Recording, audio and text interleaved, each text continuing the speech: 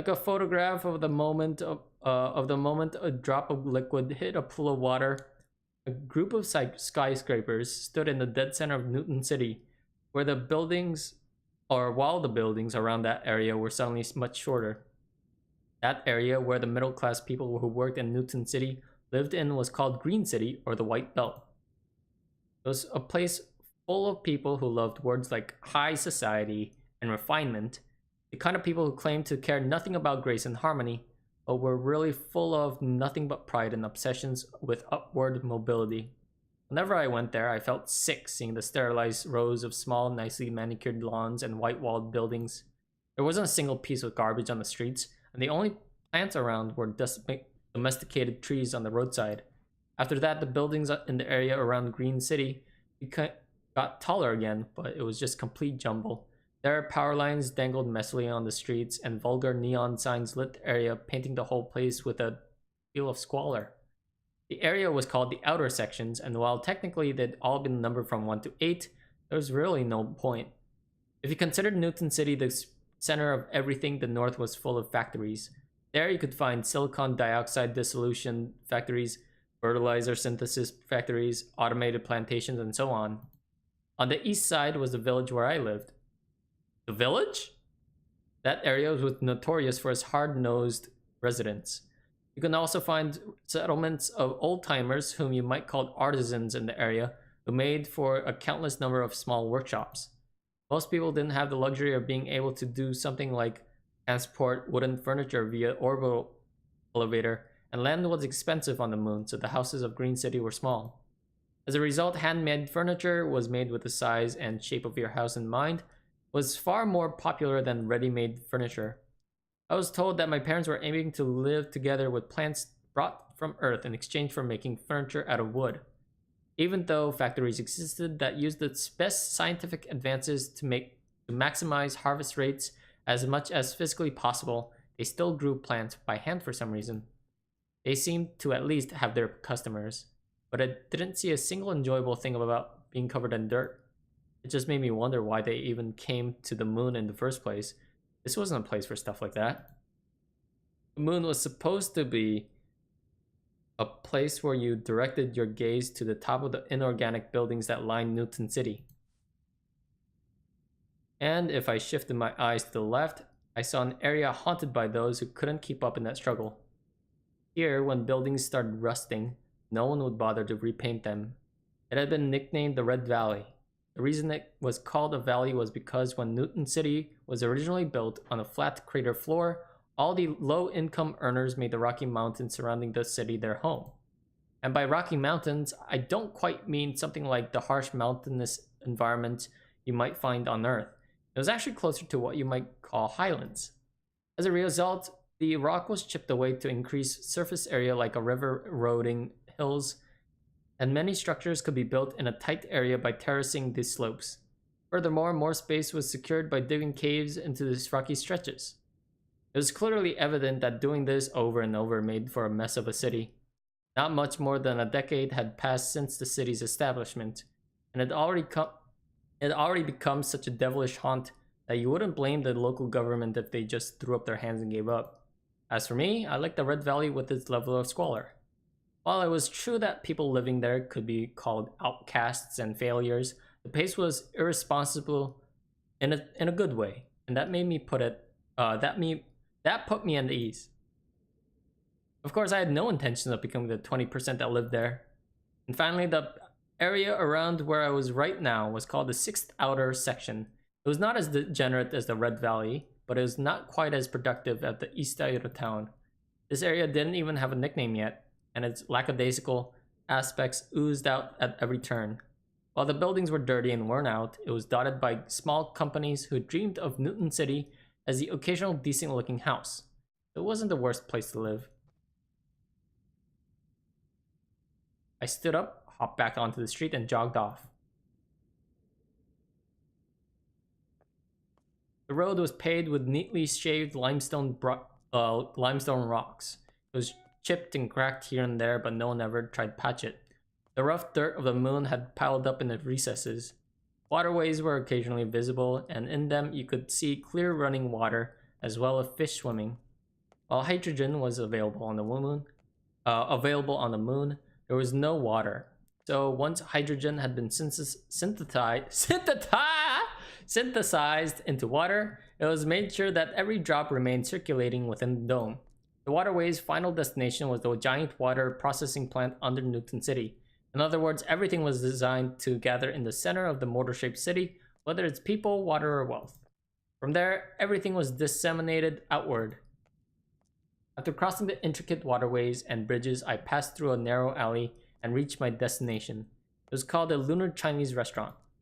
It's run by a Chinese husband and wife with a strong spirit of enterprise who emigrated to the moon. I could sit down here from an early afternoon to whenever, and they wouldn't say a word. However, the elderly wife's health had been fading recently, and the woman who sometimes worked at the restaurant in their place was a bit of a pain. While I prayed that she wouldn't be there today, it was in vain, especially on an unlucky day already full of policemen and stock losses. As I opened the frosted glass door, the woman, watching the television placed near the ceiling with her head resting and her arms propped against the counter, lowered her glance listlessly. While I was overcome with the urge to just shut the door and go to another store, the woman raised her voice before I got the chance. Table for one! The kitchen was run by a silent, stubborn, elderly husband of the family, so he never showed any signs of affection. Of course, no reply came from the kitchen. Even so, it was too late to leave, so I entered the store with a heavy gait and set up camp in a corner seat. While mountains of hydrocarbons sat the moon's poles, they still couldn't be used for luxuries such as making plastic. As a result, most of the store's equipment was made from either wood or iron. Both could be gathered on the moon and were easily decomposable by microbes when thrown away. An iron cup was placed with a clang on my tattered wooden table, which was no doubt found on a dump somewhere. The woman, beaming, then poured me water from high up. The water seemed like it would splash out, but it all stayed in the now perfectly filled cup. You showed up, you delinquent! Crab omelet over fried rice, please. I made my order bluntly without a proper reply. The woman was about 20 years old and had a bright, healthy hair. Oh, pink hair! And green eyes! She had been working here for a while and seemed to know a lot of the customers, so she probably lived in the area. Whoa, crab fry! The woman yelled cheerfully towards the kitchen. Then, of all things she could have done, she sat down across from me. Except her body was off to the side and the vision was fixed on the TV. She seemed interested in some plot point in the drama she was watching. I heard that actor was there in the area now. You going to negotiate his next title and bask in space at the same time. A beautiful actress from the company here. I didn't ask, but she informed me anyway. I ended up glancing at the screen as I silently took my PC out of my bag. Is it lit? Two heads up though? Oh, that may be true. I stifled my urge to reply with a "so what" as I placed my PC on the table and switched it on. The PC was loaded with financial information and charts of historical prices for the 4,000 stocks in the Lunar Stock Exchange. In order to make a profit tomorrow, I had to find my next target. Oh, want to use a power? I raised my glance after being asked a question and found my eyes meeting the woman's. She had a beautiful almond-shaped eyes that were even brighter in color than her hair. She must have led an easy life, I thought to myself. Nevertheless, it'd be helpful if I could use the restaurant's electricity. Even if I did decide to go back to that half-assed net cafe, the rates were cheaper at night. The problem was that my battery might not last until then. I silently took out my adapter and plugged it in the cord that the woman still seated had lazily dragged my way with her foot. As I hugged the ground in order to plug my adapter into the outlet, the woman mischievously twitched her toes in her sandals.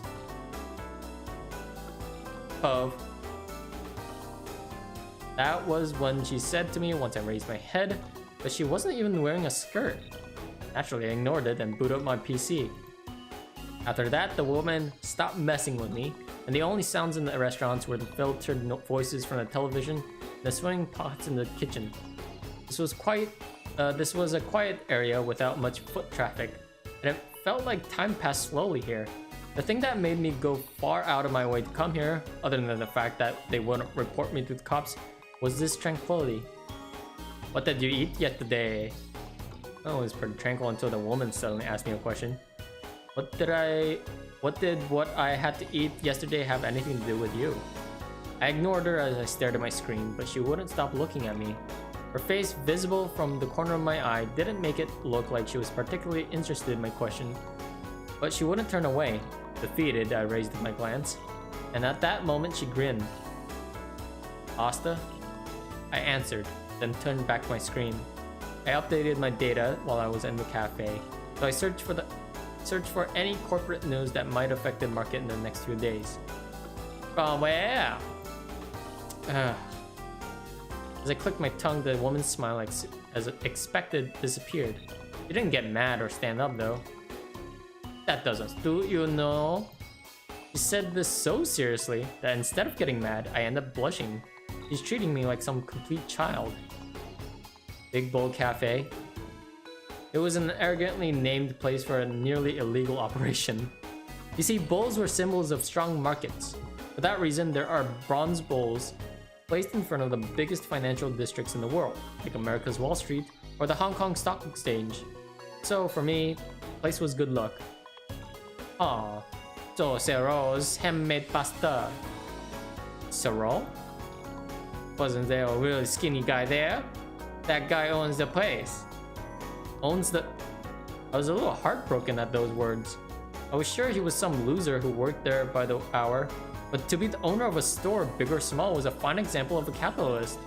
Not only that, I was heartbroken to hear that I was eating his pasta. I mean, it was good. I taught him how to make those. The woman beamed with pride. Wait, if she taught him, then where did they know each other from? Don't tell me they used to be lovers. As I dreamed up juicy scenarios in my head, I stared vacantly at her face as she turned back to the television. So, was that lunch or dinner? Huh? Did you eat that for lunch or dinner? I didn't have the slightest idea as to why she was asking for all these details. It was probably because of some stupid made-for-woman horoscope that she watched every day. I bet it was something like, if you ask a boy you meet today what and where he ate for each meal yesterday, your lucky color is yellow and your lucky word is optimism. Dinner? What about lunch? I had to set up to click my tongue, but after being told straight-faced that I didn't suit me, I ended up holding back. The woman might have noticed this fact because she was screaming slightly. I answered her after telling in my mind to shut up. I didn't eat it. Really? This time I didn't keep myself from clicking my tongue or getting angry for that matter. Why she wanted to know these things in such details completely baffled me. And what do you care? Right as I turned her question around on her, a plate of fried rice hit the counter with a thud. The woman stood up and brought the plate over. Then, right as I thought she was going to place it on the table, she kept the plate in her hand and looked down at me. You really didn't eat anything for lunch? As if to show her that I was trying my hardest not to click my tongue, I started to scrape the upper lip of my teeth. No, I didn't. I don't eat lunch on weekdays. What about today? Today's an exception since I was driven out of the cafe at a weird time. So what? Anyways, give me my food if you're just holding it there. Eating a proper lunch was something special to me, since I usually only did it on Sundays when the Lunar Stock Exchange was closed. Eating lunch on a weekday was rare. As I glared at the woman, he heaved a small sigh and placed his plate on the table, completely unperturbed. The smell of the sweet and sour sauce whetted my appetite. My interest shifted from the now strangely annoyed woman's questions to the food in front of me. You need to eat 3 real meals a day. The woman talked to me while standing and staring at me while digging into the fried rice. And eat a little more neatly. On your own business, I muttered mentally as I piled a mountain of fried rice and crab omelet on my spoon and shoved it all in my mouth. The woman sighed, and then returned listlessly to her counterside chair. What a cryptic, stupid woman. I focused on my food, stuffing my stomach with such vigor that I barely had time to even sigh.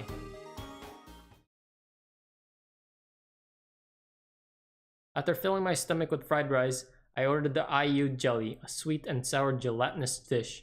It was unusual to see the dessert around here, and it was definitely delicious, if a little expensive. Since today was a cursed day, I thought it might be just the exorcism I needed. You got the money, right? The woman doubted me after I made my order, but of course I had the money to have a regular meal. You could rent a cheap apartment for 400 mules a month, so I could live on my own pretty easily. The reason I actually couldn't was because there weren't any places a minor with no guarantor could rent. I heard that on Earth, people in my situation were sometimes able to make it happen. Unfortunately, lunar cities were only accessible via orbital elevator, so everyone's identity was known. If I went to rent a house, they'd immediately run my fingerprints and an iris scan and then contact my parents. Unless you were an extraterrestrial, or if you're on the moon, they know who you are and where you came from. Have I ever stiffed you? Just because you paid in past doesn't mean you pay in the next time. Anyway, you ran away from home, right? You need to take better care of your money. I felt a strange sense of comfort in the fact that her lecture wasn't about my running away itself, and overall I agreed with the idea that people should take care of their money. You don't have to tell me that. Oh, really? The woman shrugged, then carried the IU jelly from the counter where it had just appeared. It was hard to argue with her, since I was, in fact, wasting money here, but I was confident that I had more money than anyone else my age. What's more, I'd never gone on a wild spending spree before. Magic of compound interest made the world go round. If 1 mule today turned into 10 in a year, then 3 years after that it'd be 10,000. Compared that to what my dad would make in his entire life, earning roughly the same amount every month from sweating in the fields to grow vegetables. In 5 years, there'd be no way I'd be eating in a lame restaurant like this. That woman might be making fun of me now, but I'll bet I'd eventually be wearing a stylish suit and living in a high-rise apartment in Newton City. And of course, I was not going to stop there. That wasn't where my dream ended, it's where it began. If you're some rich actor, you might be able to bask in space on the opposite side of the moon with some beautiful woman by your side. But if you were on the wealthiest tier in the lunar city, you could even go further. You could make up all the emotions and desires you feel when you look up at space come true. I ate the sweet and sour clump of IU jelly, and as I looked at my screen to choose the tree that would grow money, I was immersed in a familiar daydream. This place was the forefront of humanity, golden city of wealth and prosperity. I'd run through the city's gates. I'd outwit the geniuses and prodigies from Earth to take my place there at last. I silently got myself worked up during this quiet early afternoon in a Chinese restaurant. I moved my touch mouse back and forth, and just as I brought up the display for the prominent, even on the moon investment bank E.G. Rochberg, customers entered the store. I thought it was strange that customers would come in at this hour and raise my head. At that moment, a feeling ran through my body like an ice cube had been just struck up my asshole. Welcome!